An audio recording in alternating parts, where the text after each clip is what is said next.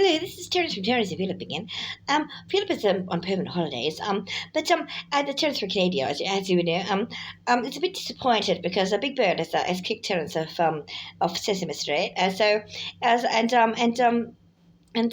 that's okay because Terrance has now got more time to dedicate to running for opposite Australian politics in the 2025 election. We're still on May 3. So anyway, there's certain types of Australian delicacies that we'd really like you to appreciate as part of like was we because as a Canadian we're still learning about them.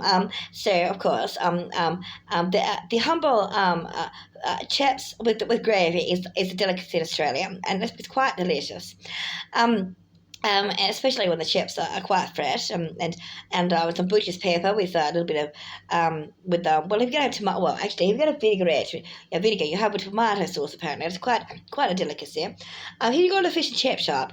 The delicacy in Australia you might not know about. This is for the other Canadians back home.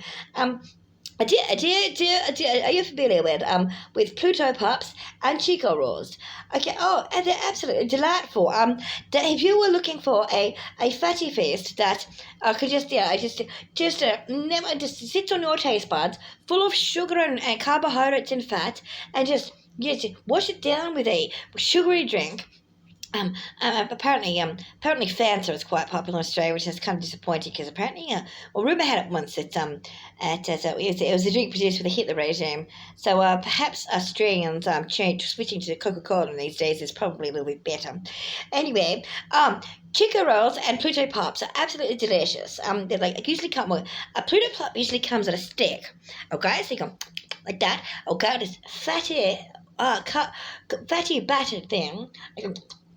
And you just eat it like that and cover it in tomato sauce.